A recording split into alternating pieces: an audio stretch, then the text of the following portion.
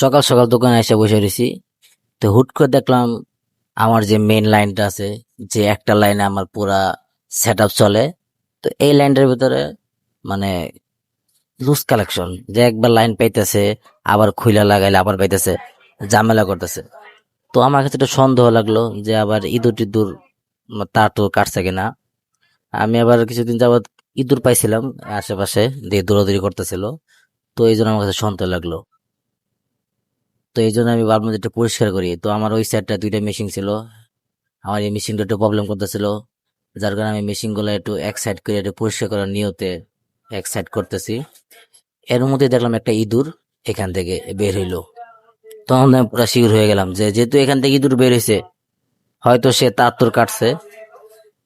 তো সবকিছু নামানোর পর দেখলাম যে তার দুই জায়গা দিয়ে কাইটা ফেলাইছে। মানে এক জায়গাতে তো কাইডা ভিতরে তারটা শুধু বের হয়েছে, আরেক জায়গাতে তার কাইডা একদম মনে করেন তার অনেক তার কাইডাও ফেলাইছে। তো এখানে আবার কস্টিপ মারতেছি ভালো করে, যেন পরবর্তীতে আর কোনো না কাটতে পারে। তো ইঁদুরের জ্বালায় আর কি, মানে থাকতে পারতেছে না, ইঁদুর এত ডিস্টার্ব করে।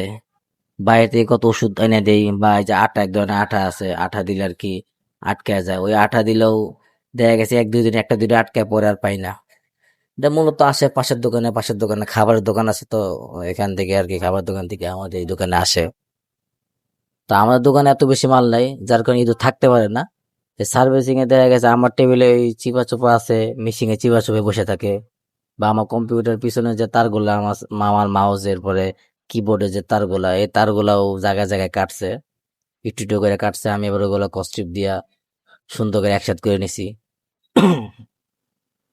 তো এই জন্য আর কি ভাবলাম যে আপনাদেরকে একটা ইঁদুর দেখাবো।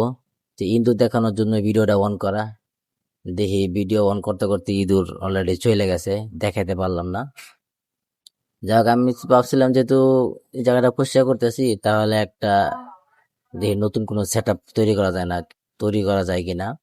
তো দেখলাম না, তো সেট আপ নতুন করে তৈরি করা হইলে আমার জায়গা শর্ট পড়তেছে, আর একটু জায়গা হলে অবশ্য ভালো হইতো। সেই জন্য ভাবলাম যে এখন যেভাবে আছে ওভাবেই ঠিকঠাক করি। আমার যে পাওয়ার সাপ্লাইটা আছে, ওই যে দ্বিতীয় যে পাওয়ার সাপ্লাই পিছনটা দেখতে পারতেছে, এটা কিন্তু নতুন, আমি নতুন কিনছি। তো এই পাওয়ার সাপ্লাইটা আমার বেশি দিন যায় নাই, 1 বছর হইব না, 6 মাস এরকম হইব। পাওয়ার সাপ্লাই ডিস্টার্ব দিয়ে দিতেছে। তো এটা পিছন দিকে দিয়া, পিছনে যে কাপড়টা আগেরটা ছিল যেটা পাওয়ার সাপ্লাই, ওইটা আবার আমার ভালো, ওইটা সামনে নিয়ে এটা আপাতত চালাতে থাকি।